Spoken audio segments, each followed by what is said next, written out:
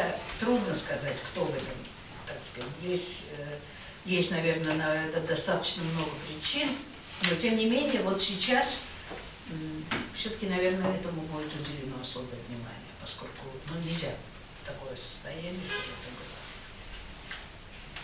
это было.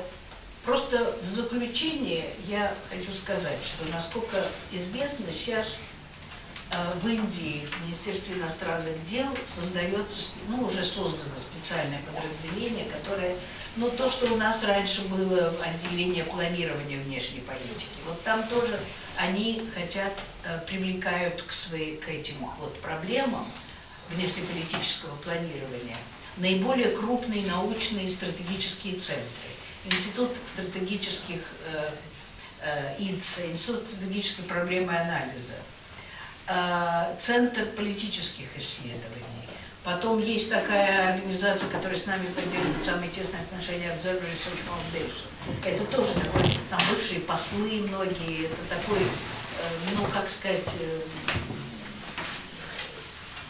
think tank, как они говорят. Вот. И даже сюда приезжала делегация из Министерства иностранных дел, которые хотят установить отношения с нашими вот такими органами, организациями, которые занимаются планированием внешней политики, стратегическим планированием и так далее. Именно для того, чтобы разработать вот этот план на дальнейшее сотрудничество. Хотя, как вы знаете, у нас по большинству вопросов у нас очень близкие позиции и по терроризму, и по однополярному миру, и по, есть какие-то определенные нюансы, но тем не менее. И, наверное, внимание будет уделяться именно и проблеме изменения вот этого баланса в товарообороте. Потому что что-то с этим надо делать, это стыдно. А вообще Индию мы любим, да, расслабляемся. А? Конечно, мы все любим. И культуру Индии мы любим. И это действительно привлекает всегда внимание. И я советую вам тоже любить Индию. Спасибо. Вопросы? У меня есть вопрос. Да? Рискую показаться бестактным. Ask. Но почему бестактным? Я хочу услышать все-таки несколько слов о современной религиозной ситуации. А Рыбаков-то для чего здесь? Я для истории. Прежде чем можно... Да нет, конечно, я вообще не берусь. Такие вопросы я... Кто ее знает, кто религиозный. Да. Я просто, Александр Александрович, вот сейчас я пока сидел, слушал, подумал, да. А что мы, собственно, хотим от анализа Моди 2015 года? Молодежь, она не поймет то, что я вам сейчас скажу, а я вам скажу. Моди 2015 это все равно, что Сталин 1925 года. Год прошел. Еще никаких параллелей нет. Ничего я просто к тому, что очень трудно, что бы то ни было сказать, во всяком случае, на мой взгляд, ухудшение резкого религиозной ситуации не произошло. Такого, знаете, всеиндийского погрома не состоялось. Нет. Но из уст не самого Моди, а из его окружения я слышал очень пугающий лозунг: запретить ислам. Запретить ислам. Просто вдумайтесь, девочки и мальчики, что это такое. Это, конечно, это выкрики, это но и вопроса нет, что это невозможная вещь. Но просто, значит, настроение есть. С другой стороны, меня очень удивил этот год. Вот тут как раз наоборот, вы все поймете, а я сам не пойму, что я говорю. Есть такое явление, как Facebook. Не может быть. Клянусь, я к нему имею это отношение. Так вот, Facebook меня поразил тем, что масса И на очень ранний период, едва только состоялись выборы, не я, а Facebook получил массу посланий, ну буквально восторженных в адрес Моди. Среди них масса моих знакомых, среди этой масса бывших послов. То есть это уровень не просто высокий, а это уровень высочайшего интеллектуального. Саджанхар, например. А? Саджанхар, например. Ну, Саджанхар, это уже как бы чуть второе шоу, но все остальные тоже, и Малькотра, и все, ну все. То есть прозвучала действительно такая зачарованность вообще, что вот он пришел, вот, и захлебываются от восторга. Это вообще опасная тенденция во всех смыслах. Теперь можно я просто еще добавлю одну фразу? Нужно. Просто свое мнение. А что произошло в 2014 году? Можно я отвечу как-то по-простому, по-лизански? Семья надоела. Боюсь, помните что слово «семья»? Боюсь, что да. Вот семья, боюсь, что да. она, которая начиналась с очень высоких имен, и все очень хорошо. Да. А вылилось во что? Какие-то правнуки, праправнуки, которые сами по себе ничего не знают, что голубая кровь течет. Так кому она нужна? Вот он пришел человек из бедняцкой хижины. Это гораздо интереснее, потому что он личность. А они не личности, они отцвет давно сгоревшие уже планеты. Но планеты, конечно. Ну, все равно, что если у нас, я не знаю, какой-нибудь там вдруг правнук Булганина пойдет. Кому он нужен-то, Господи? Ну, Булганин, правда, и сам не нужен, но другой Нет, он нужен, но он в Индию ездил. А он ездил в Индию, да, и кричали, русский царь приехал, да. А он вообще боялся от Хрущева отойти до метра. Да. Вот, а Хрущев был генсек коммунистической партии, что не дипломатически для Индии, да, наплевать, какая-то коммунистическая партия, там, коммунистическая. А вот Булганин глава государства. И никак не могли понять, кто из них главный. То есть вот семья надоела, это, кстати, довольно может оказаться резонансным через выборы. Потому что в прошлом году надоело, а потом надоедят эти. А вот помните, у нас была семья, какая хорошая семья. Нет, одного цикла не хватит. Нет, ну вообще... Чтобы они вернулись, мне так кажется. Нет, одного нет, одного конечно. Нет. А за два он может накрутить много. Он может накрутить много. Я хотел бы еще просто подчеркнуть, просто чисто в дискуссионном порядке. Вот Татьяна Львовна упомянула очень тонко. Куда поехал? Туда-сюда, рядом где-то болтается. Бразилия. Путин. Да не только Путин там. Да. Это БРИКС. Там БРИКС, конечно. Это ставка его на БРИКС. Да. Это очень важно. А БРИКС это, извините, это и Россия, и Китай. Это, если хотите, да. Не надо об этом кричать в американского посольства, но это антиамериканское, это антиполярное. Это будущее, пятилетие мира. Да. И там они жали ручки, улыбались, все, так сказать, все шло путем. И так оно, наверное, и пойдет дальше.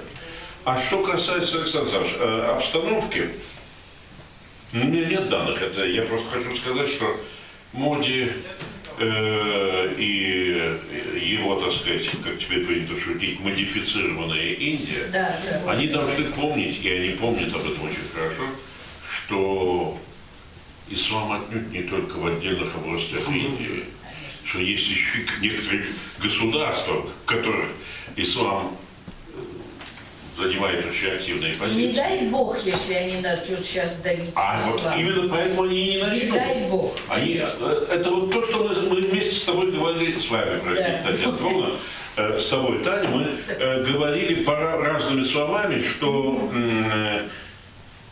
приход к власти, грубо говоря, я скажу, приход к власти ярого антисоветчика во многих случаях, во многих странах, лучше, чем приход просоветского, допустим, деятеля. А потому что он ничем не связан. Он враг и враг. И все, и, пожалуйста, он сделает уступку. Никто не начнет кричать «рука Москвы». Вот говорит, вот мудрый политик.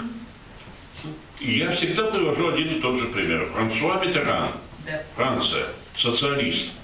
Да отвратительные отношения были. Жескар д'Эстен, аристократ, ну, правда, на баяне играл, но играет до сих пор, кстати, он жив. Ну, баян баяном, все абсолютно правый человек. Все сделал очень позитивные отношения между Францией и Россией. То есть это очень любопытная вещь. И вот то, как ты описала, вот эту вот смену, приход Джаната Парти, потом еще, тот же Ваджпаи, действительно. Ваджпаи поливал всех и вся, пока был в оппозиции. Ну, конечно, Ваджпаи, он поэт. Но он интеллектуал вообще. Ну и вообще, сейчас, по-моему, уже вообще, да. Ой, он за гранью добра и зла. Но дело не в этом, ладно, здесь не та аудитория, чтобы об этом говорить, но Ваджпаи, когда пришел, отношения в общем стали даже лучше, даже прочнее, по документам прочнее. При всем этом киндерусе хай-хай, которое было когда-то. Удается издалека. Вот это, на мой голос сейчас много пойдет. Я сначала спросить, а потом решил, что можно не слышать. Да. Нет, еще добавить, я просто так информацию, да. Нет, что Моди должен летом приехать в Москву. Не в Москву, потому что он будет участвовать в сессии БРИКС, и там же будет проходить сессия Шанхайской организации сотрудничества. Как известно, Индия является наблюдателем в этой организации. Но сейчас стоит вопрос о том, что, возможно, будут приняты в качестве новых членов и Индия, и Пакистан. Сейчас, скорее всего, это произойдет в Уфе на той сессии, которая должна здесь состояться. Так что получится так, что он в этом году как минимум 2 раза приезжает. Он приезжает в Уфу на сессию и в декабре в обычную программу саммитов, которые у нас по очереди бывают. Так что мы будем иметь удовольствие, господин Моди. Зачем закрылся? В этой аудитории. Возможно. Ой, ну.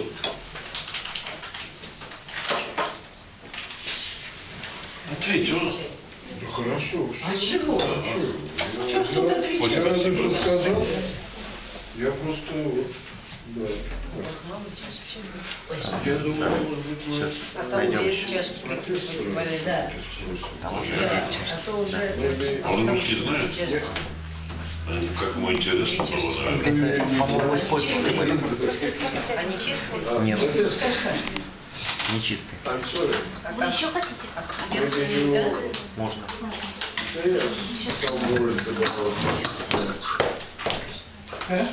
Indian situation and some 1 year of the government of religion, not religion, some, yeah, your opinion. We want to listen to. Maybe not religion, as you like. What is your impression about it? А вот еще я помню.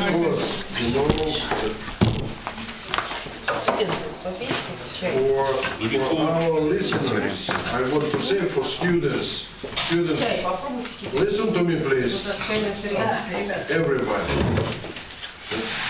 Professor Asadi is Muslim, and it is very interesting to know his opinion on the year of this, yes, in the secular India. Yes, and the opinion of the Modi government about professor. We shall not tell anybody. Okay. Please, sit down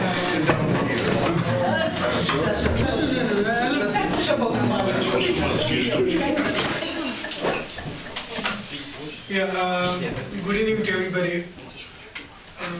Professor Stolenov has raised one important issue. Issue is how a Muslim perceive or understand a secular India. It's a very, very difficult question as well. Well, the first question is, what is my identity?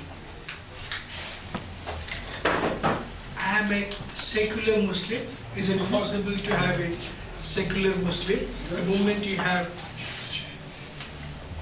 the Muslim, the tag of secularism tags.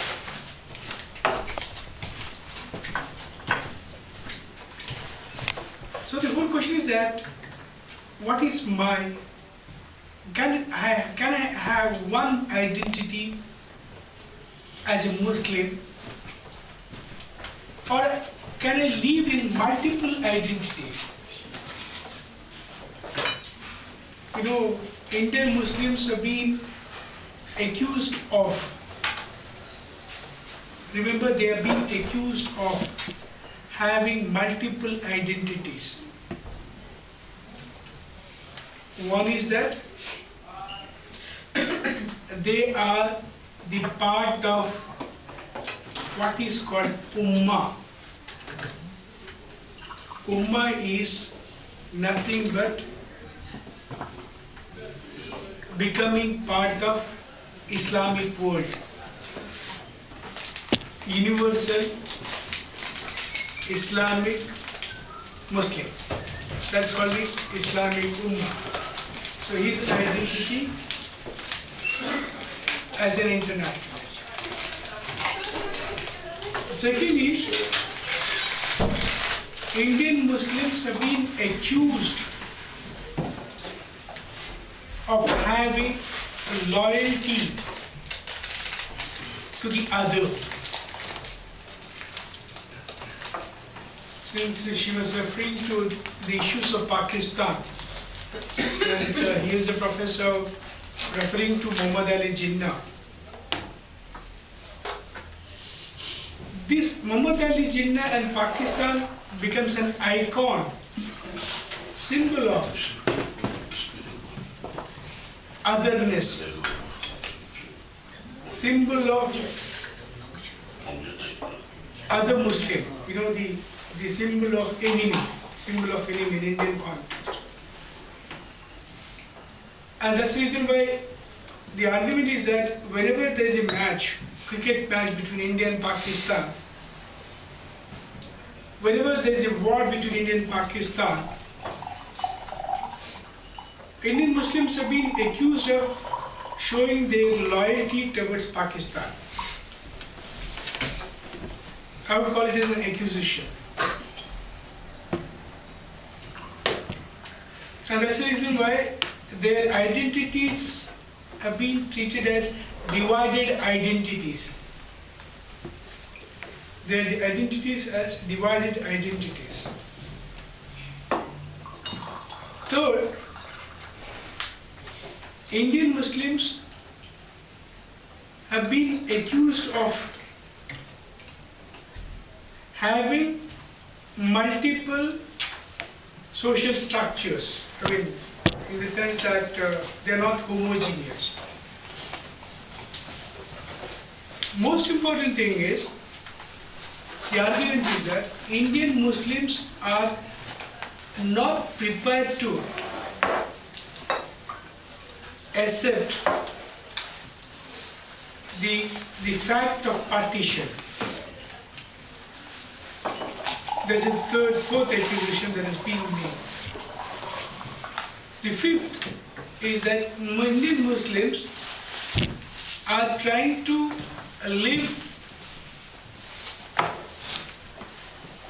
as puritanical Muslims, their identity as puritanical Muslims.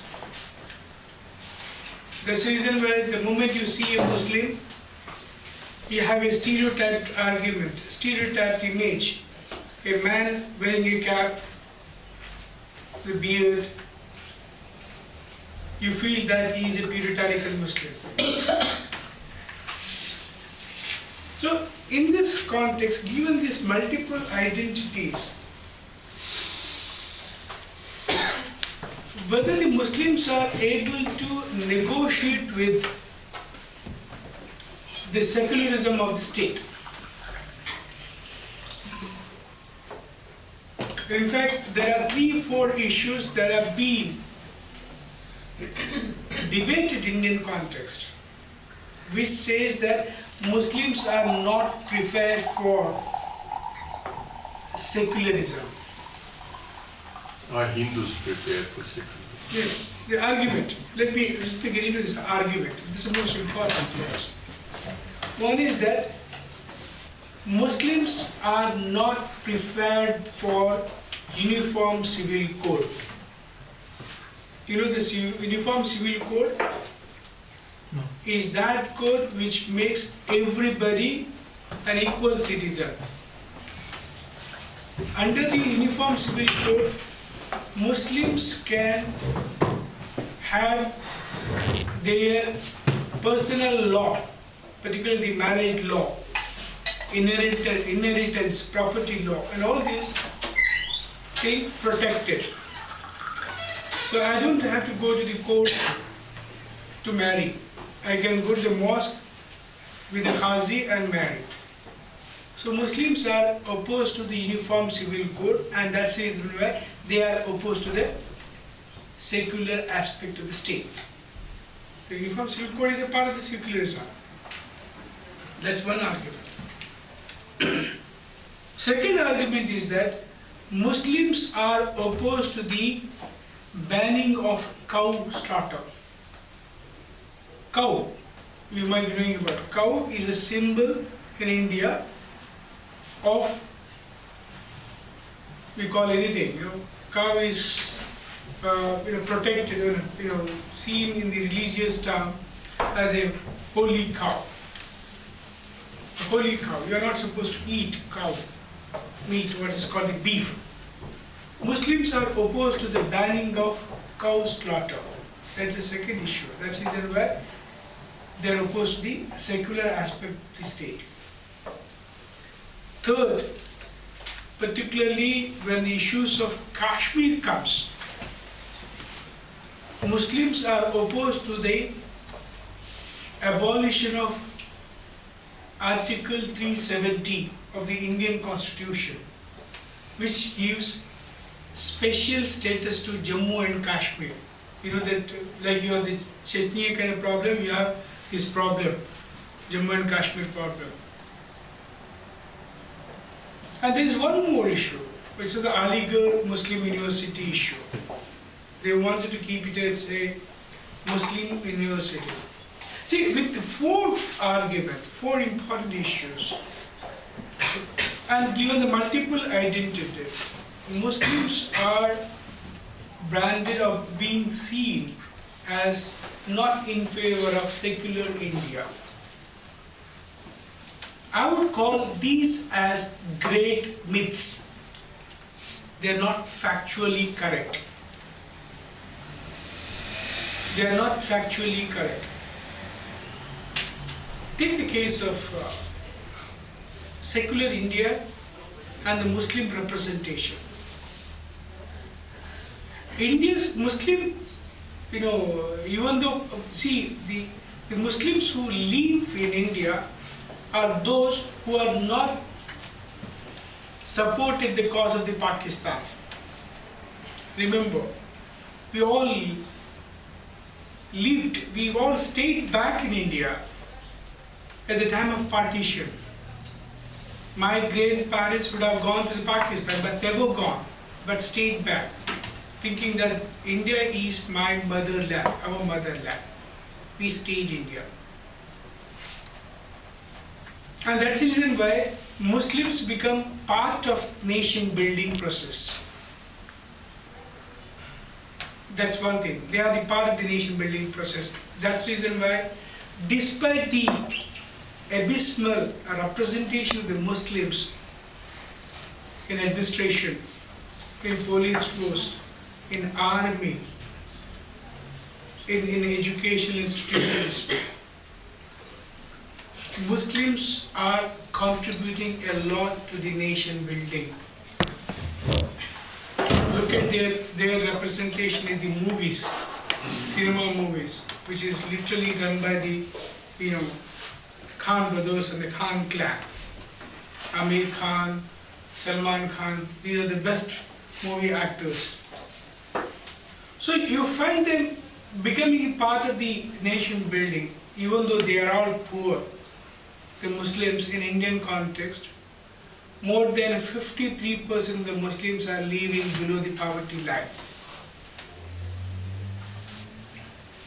And to your surprise, the number of doctors among the Muslims are very, very less. You know how many PhD holders among the Muslims?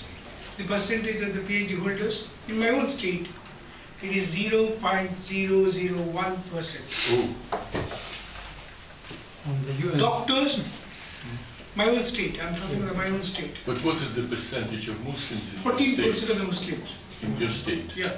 14. Doctors, 0.01%.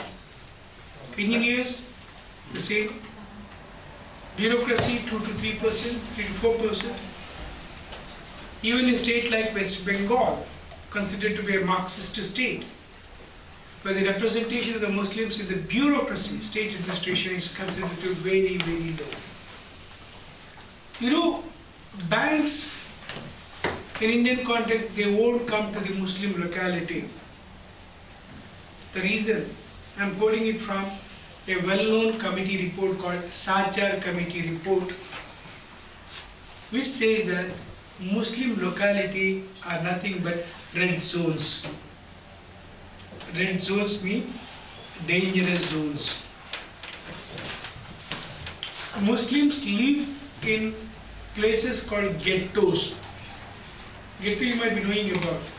It's a French terminology. Ghetto is a locality wherein you find thick population living in that locality. Earlier it was only the poor and others, but now it is not the poor alone, but also the rich. They live in the same locality. Why they do live? Because the question of the security.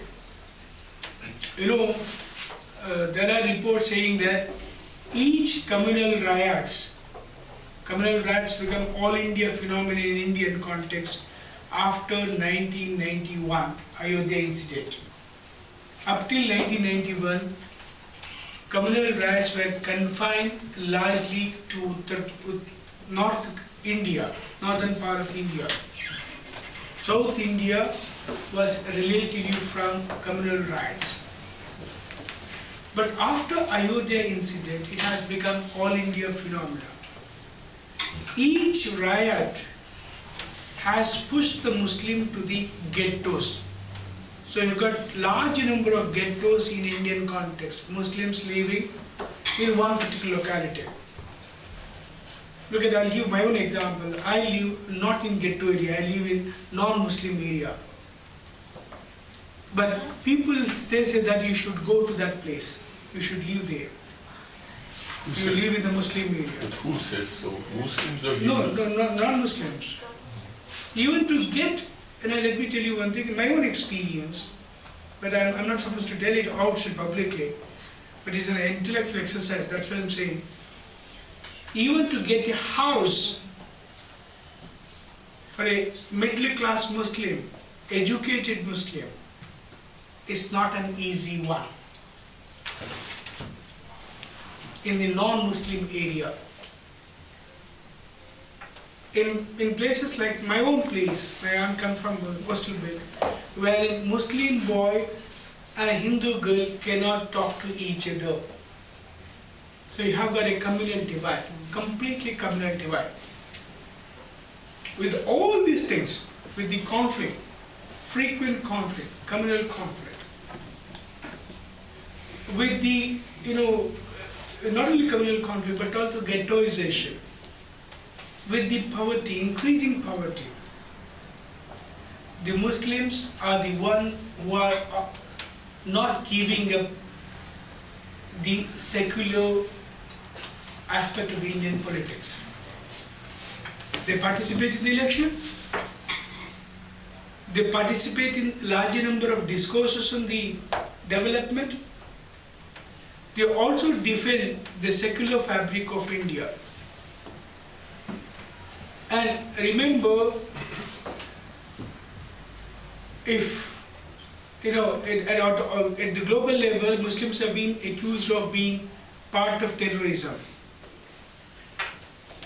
Interestingly, we do not have Al-Qaeda kind of groups in India, given the fact that the Muslims constitute second biggest population after Indonesia. There might be communal conflict. There might be, ethnic conflict and other things. They are the victims of the ethnic conflict and the communal conflict. But Muslims have not part of terrorist groups, not part of the international terrorist groups. They are not anti-India. They are the part of the secular India. Secular India in the sense that they are trying to say that we are all Muslims, Indian Muslims, and we're all converted Muslims. So they are trying to build up this nation. They are trying to not only build up this nation, they are becoming part of this developmental process, which is apparent in the way the number of schools, institutions have been coming up. The number of civil society groups are coming up in the midst of the poverty. Remember, see, in the midst of the poverty, in the midst of the conflict, the Muslims are slowly coming up with the idea of developing. So they are becoming a part of the development. They are becoming part of the nation building. They are the ones who are trying to reclaim the memories of their contribution. Look at, there's an attempt now to bring back the memories of Akbar into the mainstream discourses, because he was the one who educated the syncretic culture, whatever it may be. But it is true that the Muslims, it is true that the secularism is now confronted with the ideology of Hindutva on one side, the communal politics on the other hand. Secularism also confronted with the politics of what is called development deficit. But I strongly feel that despite the growth of Hindutva, you might be knowing about the Hindutva with the emergence of Modi in Indian context. Indian secularism will not collapse. Indian secularism will remain intact. It will strengthen further. Because each election has demonstrated in Indian context that India stands for secularism, India stands for democracy. Modi, for example, if anybody says that he comes solely on the ground of Hindutva, is absolutely wrong. Modi came as a reaction to the what is called policy paralysis of earlier regime Congress. He never came on the ground of Hindutva. Remember, he never used Hindutva as a platform. He used the developmental issues. He used the issues of what's called the policy paralysis. Manmohan Singh government, the earlier regime, even though it came out with the wonderful policies, I would call it as a wonderful policy. I would call it a great revolutionary policies, particularly on the land issues and also the food security issues. But you could not able to translate into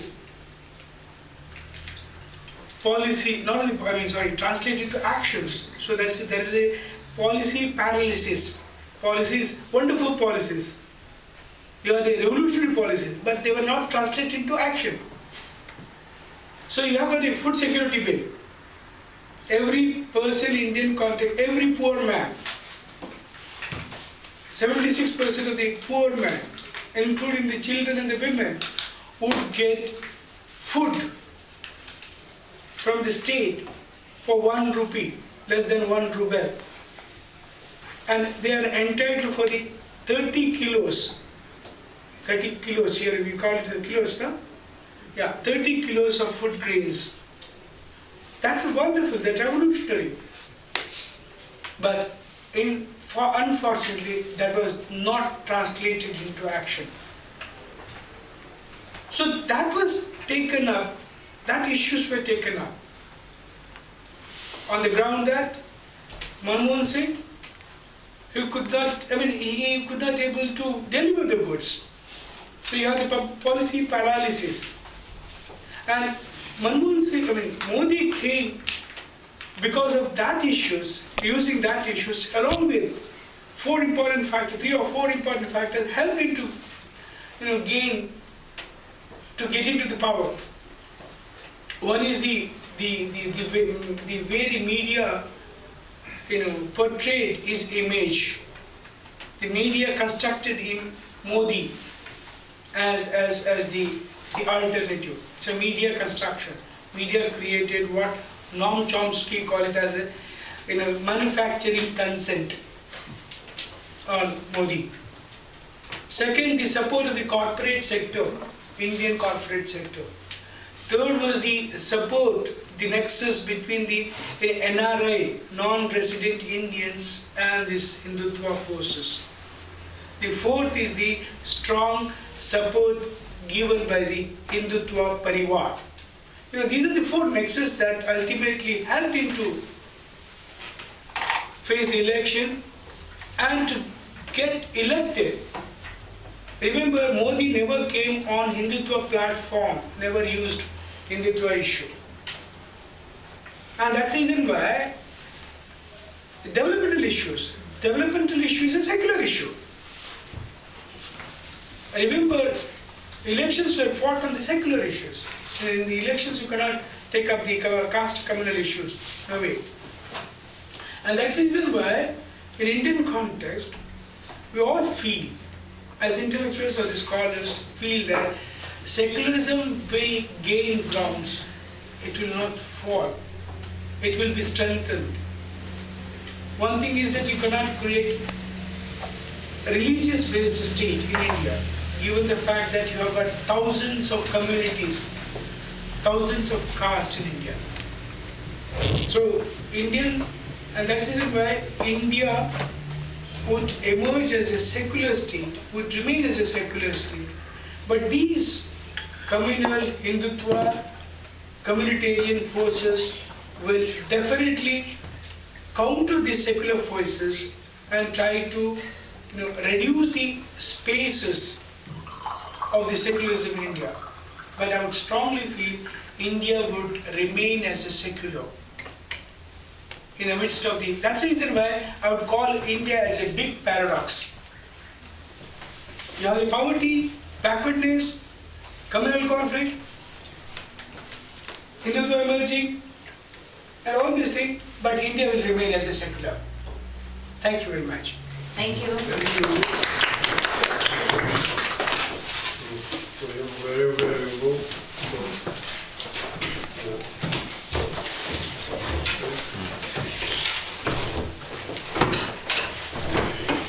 Ну что, вопросы будут? Какова цель внешней политики ожидается? Кому? Кому вы считаете? Я думаю, это разумно. Изучение национального интереса.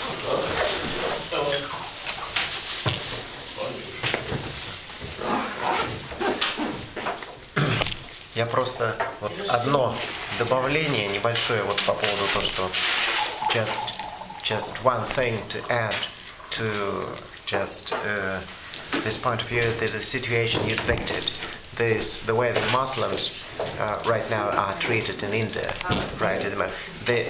That's the way Muslims are treated in India. They're supposed to live in ghettos and some kind of separated areas and so on that. This kind of thing can be compared with the situation with Muslims, right? At the moment in China, for example. So in China, at least as I can just witness, and I've been to many Muslim areas in China, so that in fact I started to just do some kind of field work from Muslim areas. Right now they are really integrated into the society, and they show that they're not separated from the society in China at all. They're not separated at all. So that's a very interesting contrast with how they're integrated, and so you can have really a kind of just big parts and boroughs of cities and so that they're totally Muslim. Do you mean that they're integrated? Yes. They are forcibly integrated. To a certain extent, maybe they are forcibly integrated. I have the experience from China. I've been to that place.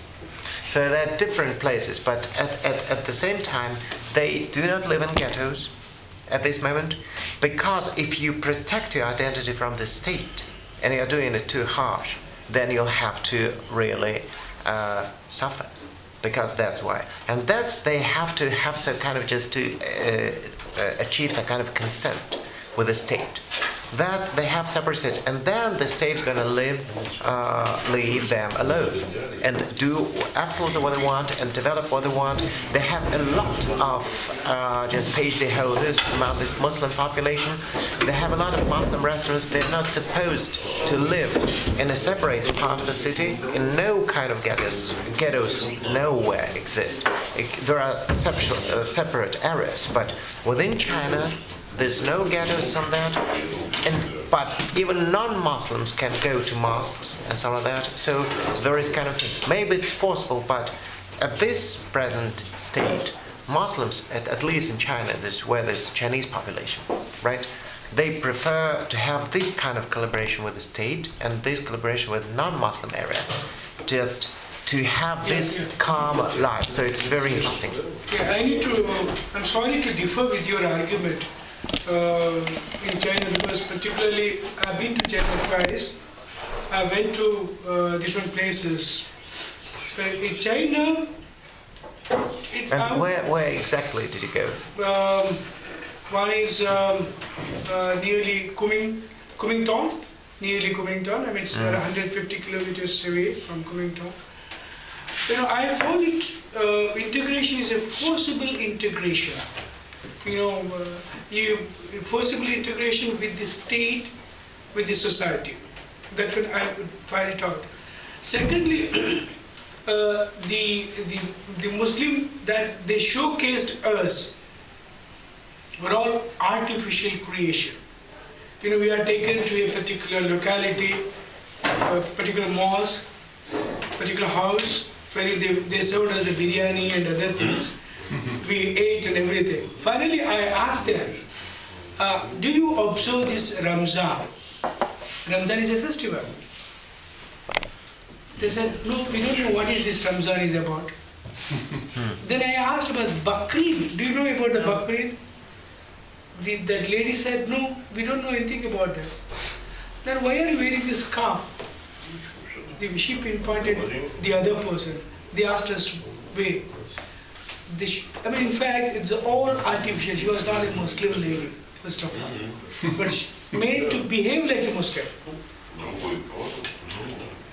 And look at the provinces where the Muslim, the state has forced them. Like, for example, they are being forced to give up their beard.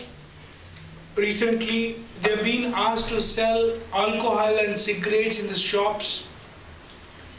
They are being forced not to observe fast during the Ramzan period. State is forcing on them. So it's a forcible integration. So there are actually two identities. One is a personal identity, which is within the community. You have a name, the personal name within the family, but that cannot be registered with the state. You know that? For example, like a Chinese name is Abdullah, imagine. That name cannot be registered with the state because that will be de-recognized. What the name given by the state has to be accepted. So his name would be Chimpingo, something, given by the state. The name, identity given by his family is not recognized. That's the reason why I would see the Muslims in China, they are forcibly integrated into state, but not in Indian context. Indian context, they are integrated by themselves. It's a evolved process. It's a process began much earlier. They were the part of the state earlier, medieval period. They were thrown out, but they were the part of the anti-colonial protest. They were, into the state. They were inside the state, outside the state, but they were negotiating, they were conflicting, they are contesting with the state. So in Indian context, you find them, they are talking to the state, they are also opposing the state. They are also moving. One of the greatest thing about the Indian democracy is that it allows you to move around anywhere in India. So if there is a communal right, they can move. So they negotiate, they also become, critical about the state. For example, when the matter of the security comes, the matter of the security, the personal security or the community security comes, they become very critical about the state. When it's the matter of the state-sponsored schemes, programs, developmental agenda, they become non-critical about the state. When the matter of representation with the state structures and other, they become pally of the state. They become friends of the state. So they've got a multiple activity or the multiple actions vis-a-vis the state. So that's the reason why. So the relation is not totally antagonistic. The relation is always a kind of softness, or the relation is quite often is balancing kind of thing. You might be having antagonism, but also you have the critical position, and also you have the softness to enter into the political position. So there's a kind of ambiguity among the Muslims in Indian context. So they are not forcibly integrated. They, by themselves, they try to integrate as a part of the political process. That's the difference. There it is. Thanks. Thank you.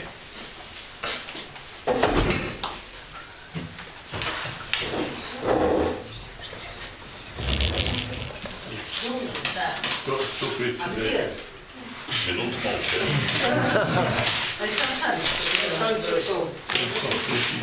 Нет, я гость.